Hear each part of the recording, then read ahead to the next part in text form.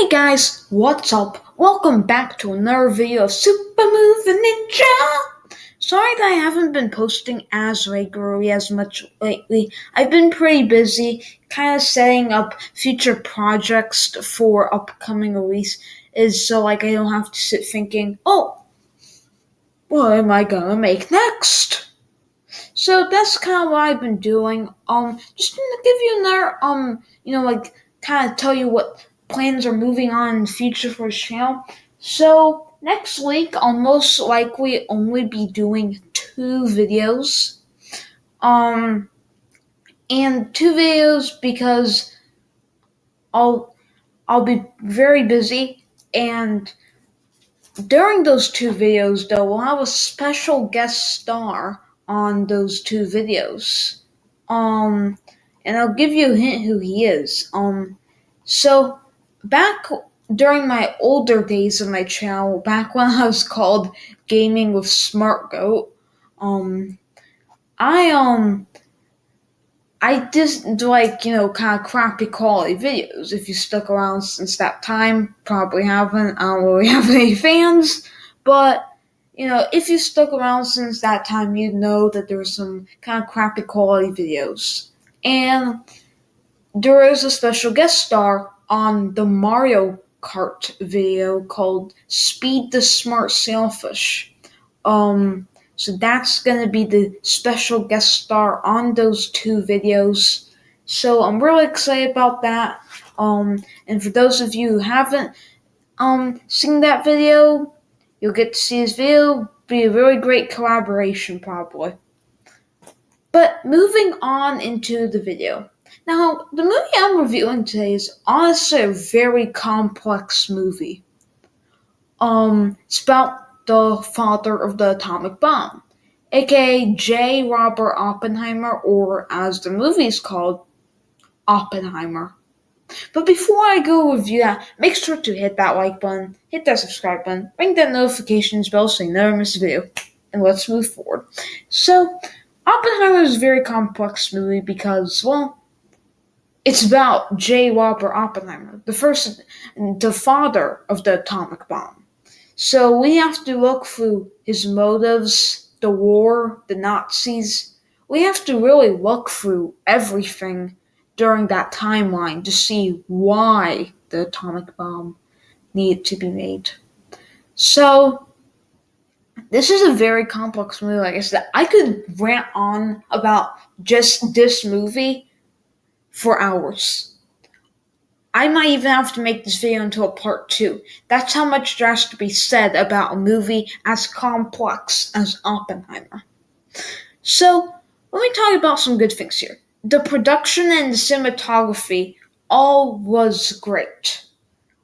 Every little wow-inducing detail that they can put for the cinematography was great. You can tell that Christopher Nolan, while directing this, really had passion for this film. As you can also see in Cillian Murphy, Robert Downey Jr., Matt Damon, they all had their own wanting to make this film perfect. Literally everyone wanted to be in this film. Josh Peck from Drake and Josh was in 2 scenes. He didn't even talk, but he was still in it. I can even look up the Oppenheimer cast. Oppenheimer. Let me just show you this cast. Rami Malek, he was in this for one scene, and all you've seen was his face for 2 seconds exactly. He didn't even speak, but he was still in it. Gary Oldman was even in this. The fact that Gary Oldman is still acting right now is pretty crazy. And just giving you a little brief look at all of these amazing actors in just this movie. There's even another Christopher, some guy named Robert Pugh, I guess maybe the father of Florence Pugh, maybe? I don't know, but there was all kinds of people in this. There was even this guy who played Harry freaking Osborn in The Amazing Spider-Man 2, who played Robert Oppenheimer's brother, Casey Affleck, was in this. For those of you who don't know who Casey Affleck is, he is Ben Affleck's brother. I honestly surprised that Ben Affleck's like not right here, but just giving you like there's all kinds of people here. So just giving you a quick look through that. Um, and then, so star-studded cast, you can tell they really want to make this movie good. The cinematography was great. The story overall was pretty good. There were some times though that like there's a little too much dialogue for its own good that could make it a little boring. The dialogue wasn't too boring, but some of it could be a little boring. Sometimes for some reason there are like just I don't know, we're talking about politics. So I don't really know why about that, but kind of gets some boring stuff with these conversations that we dive into. So about 99% of the movie is just one conversation or multiple conversations, but like they're all politics, and only 1% is about the atomic bomb and J. Robert Oppenheimer. And J. Robert Oppenheimer, they portrayed as a very interesting man, that's for sure. They and like you go into this movie's not really a movie. It's a character study almost. And for those of you who don't know what character study is, it's like, for example, you're in school. Right? The teacher says, "Hey, class, write a book report on J. Robert Oppenheimer." Even spishing like flipping around some paper, give you like that feel and stuff. You feel like you're in a classroom. And then guess what happens? You're writing about Oppenheimer. You're going on your real Google. What can I do today on Oppenheimer? Yeah, what did I do today on Oppenheimer? So that's what you're doing, and then you're studying the character, writing your notes down. Okay, J. Robert Oppenheimer was born, so and so. That's kind of what this movie is. That's what they're reading. This Christopher Nolan was in like night school or something, and the teacher said, "All right, Christopher Nolan, you have to write a movie on Oppenheimer." So the movie does feel like a script, just kind of motion. By that I mean it's just what, well, a teacher will assign you. So, like I said, those conversations are like when you put those those parentheses around, like that. That's what this movie sometimes feels like.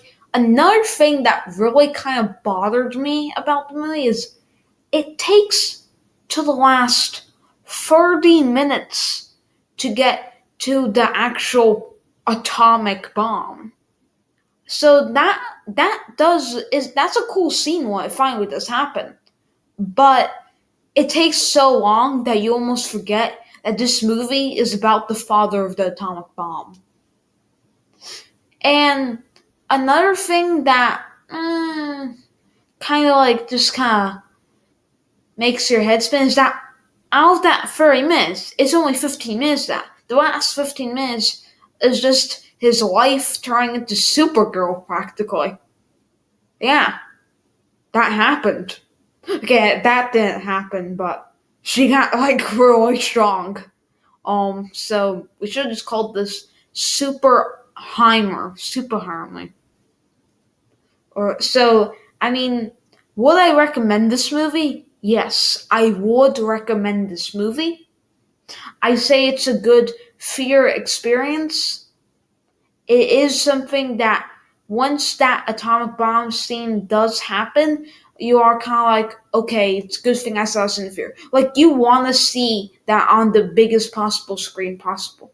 Because the way it wouldn't look the same, for example, on a computer, like I'm filming on right now. It wouldn't look the same like that. It would just look kind of like, that probably could have looked better. But if you see in the fear, you're like, wow, this feels crazy. And there's even times where it really hits you. Like, so when the bomb is going off, it's silent. Everything's absolutely silent. The only thing you can hear is the people in front of you breathing. Because it was a packed fear. Packed, packed, packed. Like every seat was taken, and what happened is that it was just silent. You could hear the breathing, but like people were holding their breath. Like, they wanted to hear this silence. Like, yeah, they wanted to hear the silence. Like that kind of silent. Like I don't know if you could even hear me whispering, but that was pretty silent. And then all of a sudden it was like, it was all of a sudden just like that. I'm not kidding you. And you even like jump, like you're like, oh, like literally, it's crazy. And really, that's what you feel. That's what you get from a movie like this. So it is really made well. Now let me talk about really quickly before I wrap up this video the performances. Cillian Murphy does a great job as Oppenheimer. I've actually if you looked at the Oppenheimer things with me. Actually, I don't think that was in the part, but necessarily he looks like Oppenheimer. I mean, he's pretty believable as Oppenheimer. You can tell he did really want to achieve what could be a masterpiece. I know when the Oscars come around, he will get an Oscar for his performance for Best Actor. And definitely Robert Downey Jr. is right there for Best Supporting Actor. And even Matt Damon. But I'm kind of rooting for Robert Downey Jr. You felt his performance. It was a very good performance. So he's definitely right there too. They're probably going to win those Oscars. And definitely great. Didn't ever see Barbie like Barbenheimer memes. Never got to see that, like the Barbenheimer memes. So I can't make this video Barbenheimer. That would be pretty cool if I named it Barbenheimer, but And yeah. So pretty kinda boring, kinda cool. On a actual interest level for the average Joe, it's kinda like it's a 5 out of 10. Half of it honestly is very intriguing. Some of it can be is it just dragging on? It doesn't feel like 3 hours though. It does feel more like 10 minutes. You get in the theater and it feels more like 10 minutes. It doesn't feel like that for 3 hours, which I will say I guess meant I was somewhat getting some enjoyment out of it. And I will say it was a pretty good movie, actually. It was a good movie. So that definitely means you're getting enjoyment out of it. That means I got enjoyment out of it and I did like it. I guess that means. But like I said, I mostly probably liked it because of cinematography and everything. And as a movie critic, professional movie critic, okay, I don't know if I'm professional. I'm not getting paid to this, Rotten Tomatoes not like, what if we give you $100,000 right now to review Oppenheimer? I mean, that would be awesome, That would be awesome. But Rotten Tomatoes is not doing that for me. But I guess that kind of means you're enjoying it, and I guess that meant I'm enjoying it. As an overall cinematography level, it's a 20 out of 10. It's way off the charts. I give it 10 extra points. I give it another level. But, so overall, as a movie, it's a 6 out of 10. Like I said, I would recommend it to anyone. But as my timer's almost going out, I don't have much to say. So like I said, smash that like button, hit that subscribe button, and ring that notifications bell. I hope to see you in those next 2 videos that I will be putting out this week. And without further ado, let's get started. Let's get out. Just, oh, and leave a comment if you liked the video.